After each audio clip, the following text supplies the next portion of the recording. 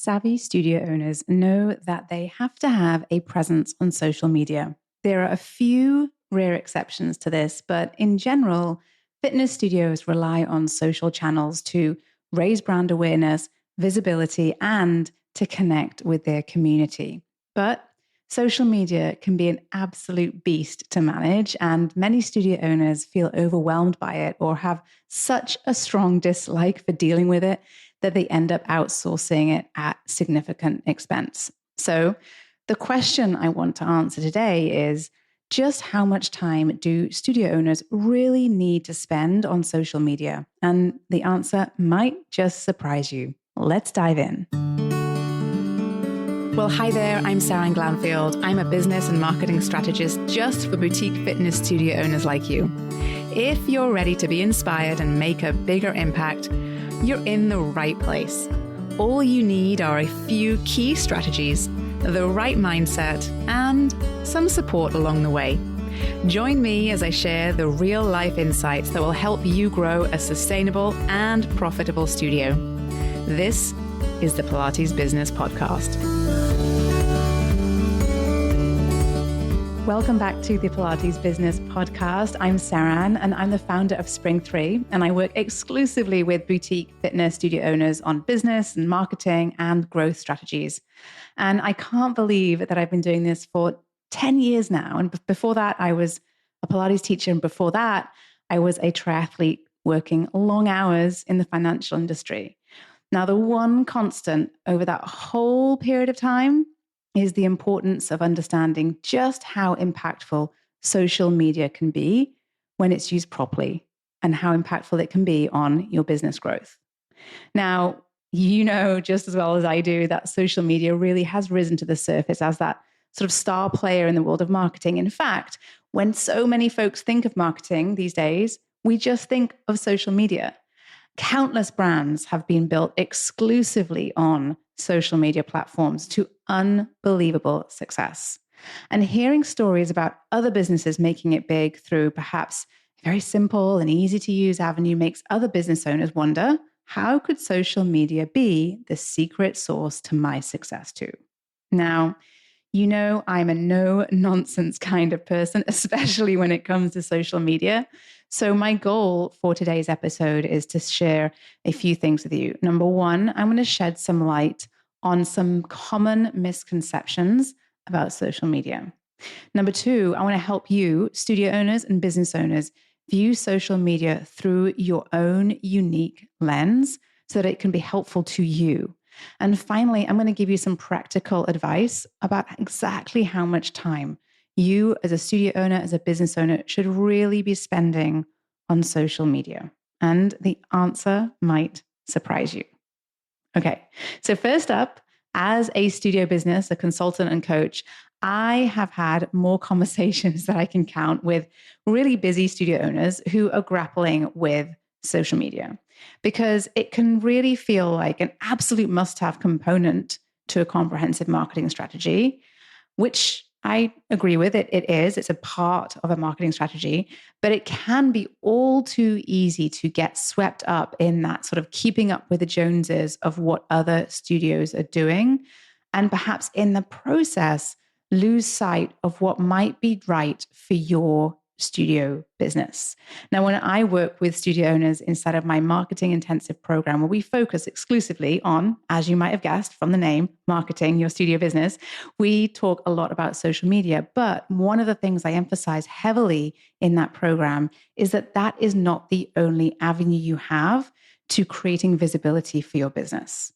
And I'm a really big believer that we should not rely only on social media to bring new people into our business. We should not be relying only on social media to form connections with our community. We should be looking at all of the different tools, all of the different levers that we might have in our business available to us and know which one to use when, right? And that's one of the things that when you are working alone and you are on social media and you are perhaps seeing fellow studio owners who perhaps look like they're having a wonderful time on social media, posting amazing reels and videos and stories, and you just don't know how you're supposed to keep up with that, then these are the sorts of things that come up for so many people, because it can feel a bit like you have to be doing it in order for you to be successful at marketing. And I'm not sure I always believe that to be the case.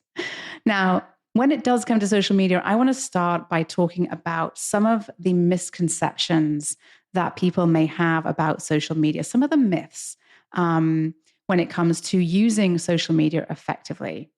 And these are my top 5. I have probably got a few more. Some of these myths I want to bust for you because I hear some of these quite often, and I want to kind of shed a bit of light on what the reality is of using social media effectively in your business. Now, the first thing I hear is, oh my goodness, I should be using social media because it's free to use.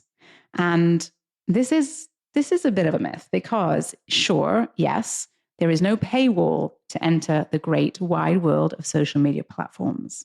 However, the planning, the designing, and the implementation of a social media marketing strategy is definitely nothing close to free. It costs you time, it costs your business time, it may cost resources, and in some cases, outsourcing expenses. And depending on the degree to which you do all of those things, these costs can add up and they can be significant, especially if this kind of marketing is stressful or overwhelming to you. The more stressful you find posting to social media, the more it's going to drain you and the less energy you're going to have for the things that you really enjoy doing. So, no, social media marketing is not free. Number 2, the second myth that I want to bust for you today when it comes to social media is this. Oh, this is one of my favorites. That the more followers you have, the more revenue your business will get. And the name of the game with social media is, yes, it's to increase brand awareness and to get your followers to engage with you, right? And it's not necessarily about follower numbers. Now, it wasn't all that long ago where people could buy followers and all of a sudden you have those big thousands and thousands and thousands of numbers of followers. And so the reality is that the number of followers actually means very little. What matters is the engagement that you have with your followers, that people are interacting with your content. People are excited by the content that you're posting and interacting and engaging with it. And when you see that happening, that's when you know that your brand is getting visibility. You know that your brand is getting attention. And that is showing you that perhaps some of the things you're posting is working for your business to generate some visibility, right? And all of that type of content that gets folks to engage with you, this is beneficial to your business. But I will say that you can post some amazing content and it doesn't necessarily generate revenue directly, right? And, I've had many studio owners and teachers who have got huge follower numbers and post absolutely fantastic content and get great engagement and get absolutely $0 for all of that effort. And so it's quite difficult to measure whether or not your social media efforts are paying off, unless you're running sort of specific ads or you're paying to play, as it were, you're paying for ads on the platforms. But one of the things that I think we need to start to think about as we're posting to social media is to think about the intention behind every single post that you're posting, right? Because we want to get some followers, but we definitely want to build engagement because that is what then leads to increased in revenue. And that's why we're all there, right? All right. The third myth is that you need to be on every single platform that exists out there. And yes, this is tempting to do. It's tempting to create an account on every known social media platform and start trying to pump out content across the board of whatever you can think of doing, right? And the reality is that as you're adding more and more platforms into the mix, you are going to be adding more and more time to working within those platforms and knowing how those platforms works, because each of these platforms tends to look for something slightly different, right? And I do encourage all of you to cross-post and use the same content across different platforms if you decide to use more than one or two platforms. However, my recommendation is always to think about where you are going to be most effective with your time and your energy. And what that comes back to is what we were just talking about, which is where are you going to be that's going to get you the results and outcomes that you want, right? And oftentimes, if we're posting across all platforms, we end up actually perhaps skipping some of the sort of, let's say, some of the more tedious details of posting across different platforms, and knowing what each platform is looking for. And so you may end up, say, posting something that doesn't look as good on other platforms as it looked on the original platform you posted to, right? So something you might post to Instagram might not look so good on Pinterest, might not look so good on LinkedIn, it might not look so good on TikTok, it might not look so good on YouTube, right? So we want to make sure that we are being strategic about where you're spending time when it comes to social media.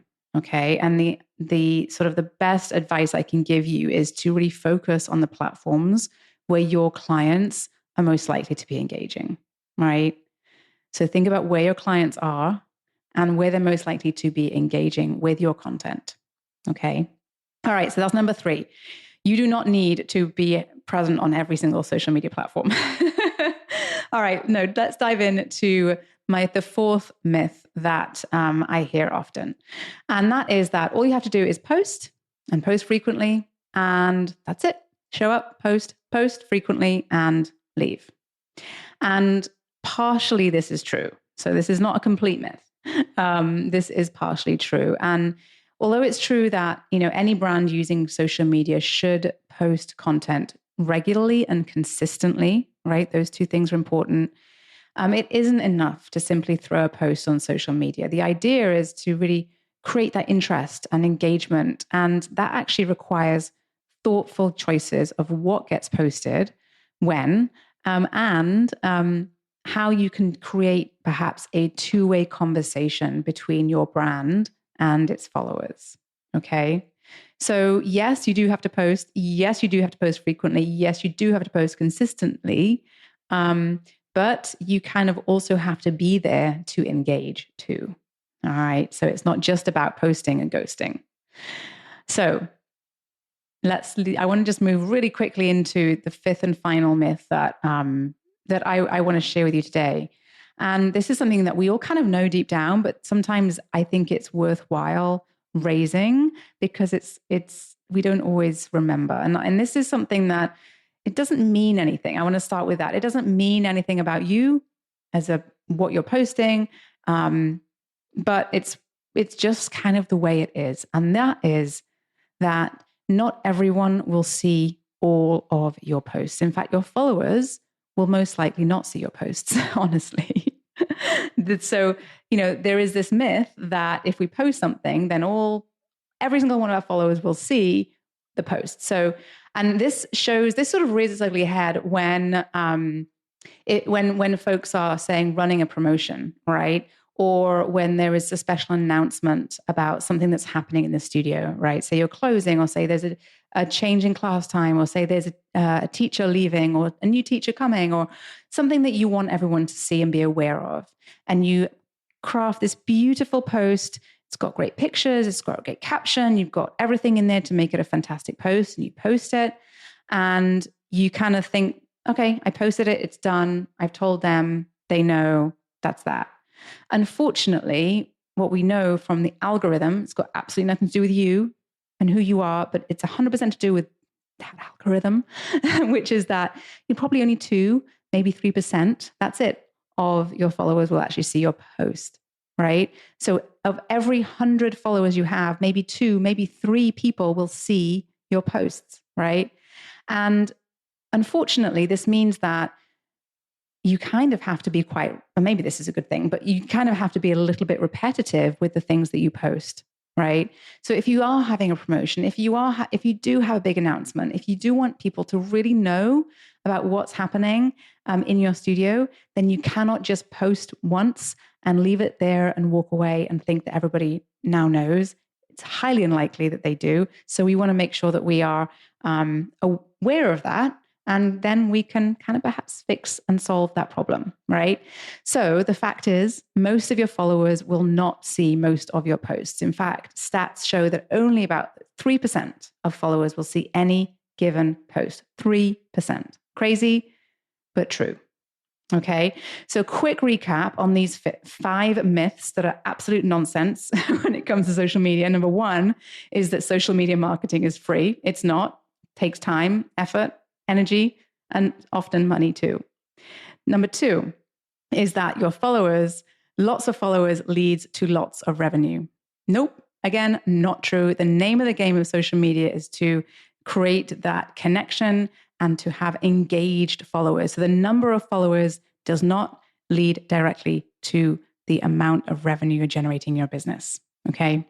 Number 3, you need a presence on all the platforms. Absolutely not. In fact, I encourage you to not do this. I encourage you to pick the platforms that are going to work best for your business. Number 4 is all you have to do is post and post frequently. Again, nope, that's not the name of the game anymore. It's not just about posting and showing up, posting and leaving. You have to stick around for that two-way conversation. And finally, if you post something, all of your followers will see it. That's absolutely not the case. Unfortunately, it's a real shame. I wish it was true. It's not. So we just have to bear that in mind when we are posting about things that we want people to really be aware of. Okay? So now that we've gotten into some of those commonly held myths about social media, let's look at things through a slightly different point of view, right? And this is critical because it is the only point of view that really matters, and that is the perspective of your unique studio business. I want you to look at social media from the perspective of what is going to work best for your business. And when you look at this or anything related to your studio and the business through the lens of what your business needs, then your social media strategy will become more clear. Now, as the studio owner, in the position you have got choices, right? Thinking about it in terms of the services that you offer, perhaps, right? There is a reason why you choose to offer classical Pilates or reformer training or mat classes. You teach bar or yoga or bungee because those movement modalities are right for you, right? You didn't choose them because other studios were offering those kinds of classes. HIIT classes and boot camps and CrossFit are all extremely popular fitness classes too, but maybe you don't teach those. Maybe you don't teach HIIT or boot camp or CrossFit. Maybe that's not your thing, right? The same applies to social media. If the thought of, say, producing videos or creating reels gives you anxiety and dread and makes you want to run in the other direction, then perhaps doing something else that feels more in line with your strengths and your passions than reels and videos. Maybe you should be spending time doing more of what you enjoy, and that's what you should be dedicating your marketing energy to. Now, that said, social media should almost always be a component to your overall marketing strategy.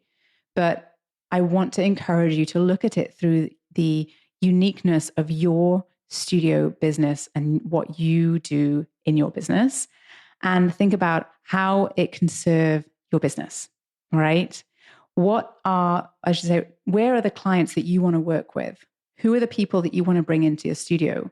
What kind of content would they like to see you share with them? What kind of content do they value and engage with? What kind of content perhaps even do you enjoy creating? And that last question actually matters quite a lot. Your work should be fulfilling and gratifying, not frustrating and tedious, right? When it comes to social media, you get to choose what kind of content you post to whatever platforms make sense for you and your business. Okay. And I really want you to take that and take that sort of piece of advice and use it in your business, because I don't want to see you chasing after something that isn't going to serve your business, even if it might look like it's working for someone else, right? When it comes to your social media, when it comes to your marketing, you get to choose what you will do and what is going to serve your business best. And usually, deep down, you really know what that is, okay?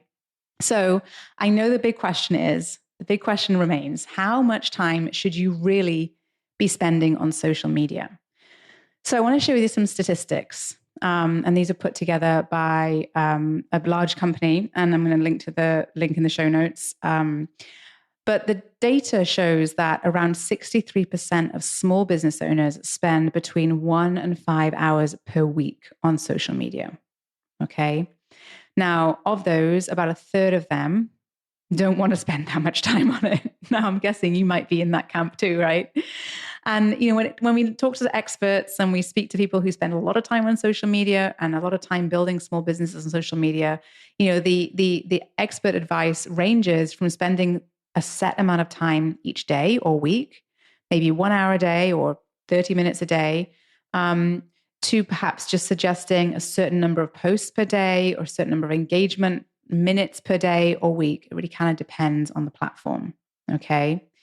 And, my recommendation is that you want to post enough to be visible and to create that connection. Okay. And a lot of whether or not, a lot of the decision around how much time is spent there is going to be tied to the systems or the processes that you use to create content on your platform, as well as, quite honestly, just how much time you have available to dedicate to social media, right? Now, oftentimes when we talk about this, the question comes up, especially if it's someone who is not that excited about posting on social media. The question that comes up is, okay, why can't I or should I go and hire a social media management firm to run my social media for me? Okay. And this is a kind of a long and tedious answer, unfortunately, but I do kind of have a strong take on it because I have worked myself with many studios who have worked with agencies. I've also worked with agencies. I have friends who work for agencies. And my take on it is that it might feel like it's a very easy solution. It might feel like it's a solution that would mean that you don't ever have to think about social media again. And my goodness, if that was the case, we would all be doing it 100%. But unfortunately, it's not the case. Just like whenever you outsource anything in your business, for the most part, there is an element of management that you have to oversee. And when you are outsourcing or allowing someone else to take the reins on your marketing messaging, they better be really, really clear about exactly the tone, the type of language, the type of content, the type of message that you want them to share with your followers. All right. And more often than not, when social media companies take on a boutique fitness studio, it's very, very challenging for them to find that voice. And oftentimes you actually end up writing the content still, creating the content, sending them the pictures of your studio, sending them the graphics, and coordinating all of this, and perhaps even educating this third party. And even then, it may not even get you the results that you are looking for. And it can cost you an awful lot.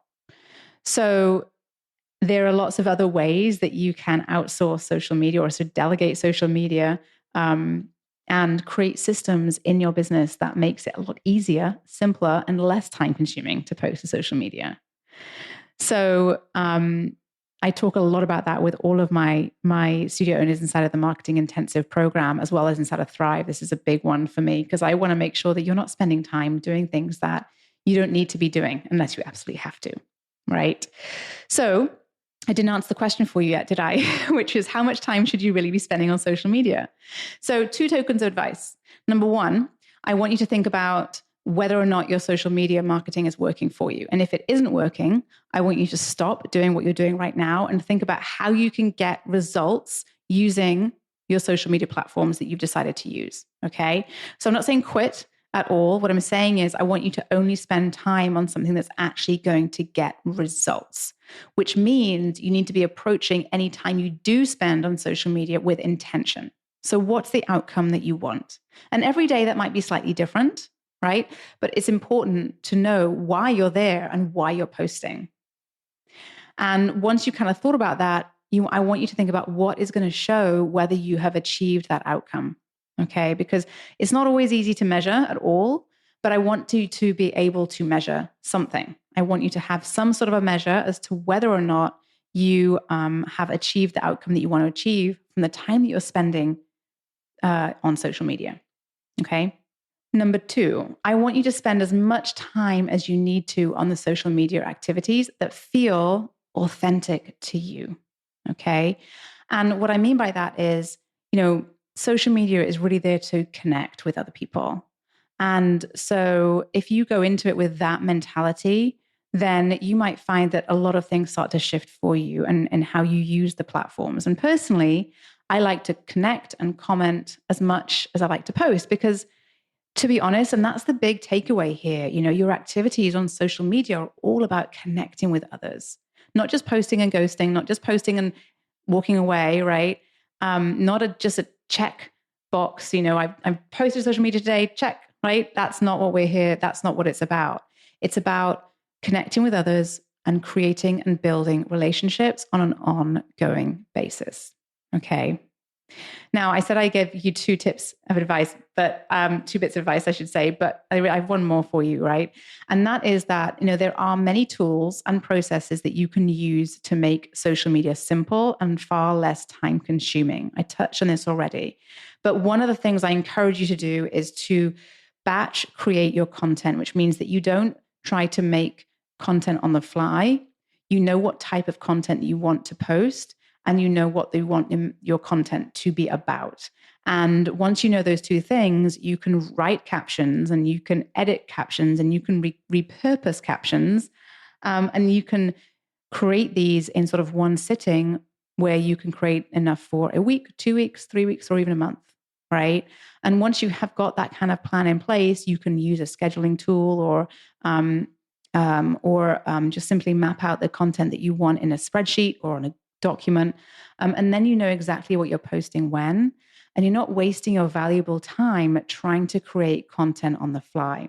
Now, not only will this mean that you're much more organized, and which always takes away a lot of that sense of overwhelm and pressure and stress, but it means that you're able to plan ahead of time around perhaps promotions you want to share information about and so on.